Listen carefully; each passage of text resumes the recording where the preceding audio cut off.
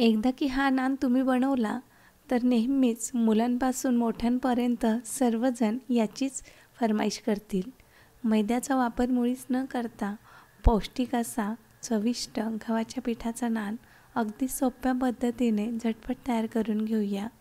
खायला चविष्ट शिवाय पौष्टिक देखील हा गव्हाच्या पिठाचा नान तयार करून घेण्यासाठी आपण येथे 50 ग्राम ताजं दही घेतलेलं आहे. यामध्ये 2 चमचे साखर, चवीनुसार मीठ आणि अगदी थोडंसंच म्हणजे पाव चमचा खाण्याचा सोडा घातला आहे.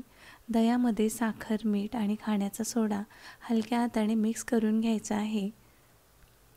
या दह्याला आपण किमान 10 मिनिटे झाकून उन्हात ठेवणार आहोत.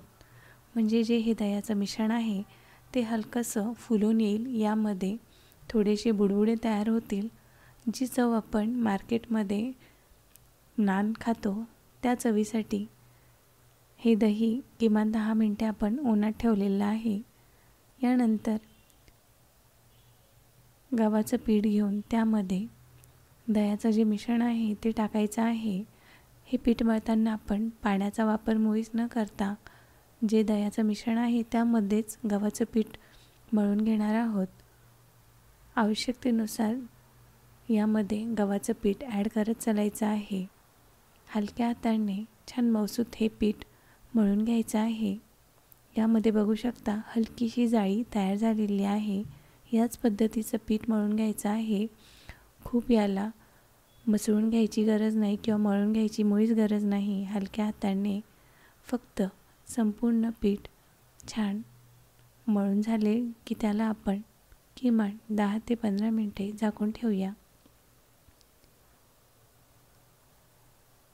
झाकून ठेवल्यानंतर या पिठाला हलकंसं दाबून याला व्यवस्थित एकदा एकजीव करून घ्यायचा आहे. छान मऊसूत हे पीठ मळून झालेलं आहे. यानंतर गव्हाच्या पिठाचा उंडा घेऊन तो सुरुवातीला थोडासा लाटून घ्यायचा आहे. यामध्ये आपण तेल लावणार आहोत. इथे तुम्ही साजूक तूप वापरलं तरीही चालेल.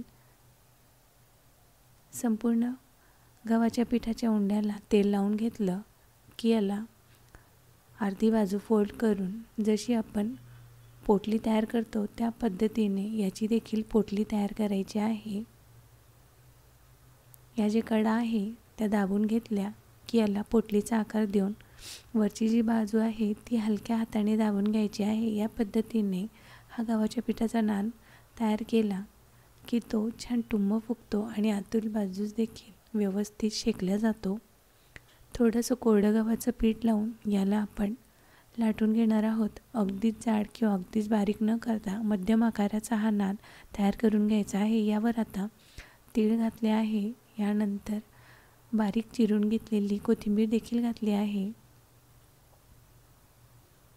तुम्ही तुमच्या आवडीनुसार याला काळे तीळ, अजवाईन आणि कोथिंबीर घालून देखील तयार करून घेऊ शकता. तीळ आणि कोथिंबीर नानमध्ये व्यवस्थित बसण्यासाठी पुन्हा याला आपण थोडंसं लाटून घेणार आहोत. व्हिडिओमध्ये दाखवल्याप्रमाणेच मध्यम आकाराचा हा नान लाटून घ्यायचा आहे. म्हणजेच तो शेकताना आतील बाजूस कच्चा राहत नाही. तवा छान गरम झाला की त्याला तेलाचा हात लावून गव्हाचा नान मध्यम गॅसवर भाजून घेणार आहोत. तुम्हाला यापेक्षा जास्त क्रिस्पी कडक नान हवा असेल तर तुम्ही हा नान अजून थोडा बारीक लाटू शकतात. दोन्ही बाजूने मध्यम गॅसवर छान खमंग असा हा नान भाजून घ्यायचा आहे. कुठल्याही भाजीसोबत किंवा मग गरम गरम हा नान खायला अतिशय चविष्ट लागतो. शिवाय यामध्ये आपण मैद्याचा वापर मुळीच केलेला नाही आहे, म्हणून हा नान खायला देखील पौष्टिक आहे. लहान मुलांच्या डब्यामध्ये किंवा मग मोठ्यांना देखील आवडेल या पद्धतीचा हा नान तयार होतो. मैद्याच्या नानला छान असा हा गव्हाच्या पिठाचा नान पर्याय म्हणून तुम्ही बनवू शकतात. दोन्ही बाजूला खमंग असा हा नान भाजून घ्यायचा आहे. छान टुम्म फुगलेला हा नान आतील बाजूस देखील व्यवस्थित भाजला जातो.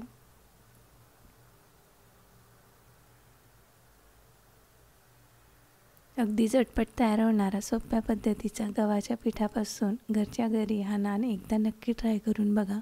अशा साध्या, सोप्या आणि चविष्ट रेसिपीज बघण्यासाठी गीताज किचन या चॅनलला नक्की सबस्क्राईब करा.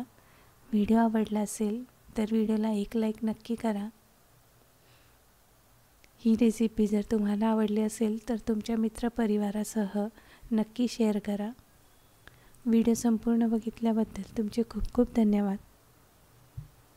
तयार आहे आपला पौष्टिक असा चविष्ट गहू नान.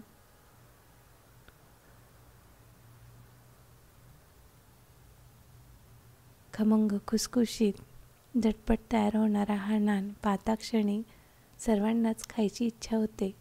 म्हणून ही रेसिपी एकदा नक्की ट्राय करा.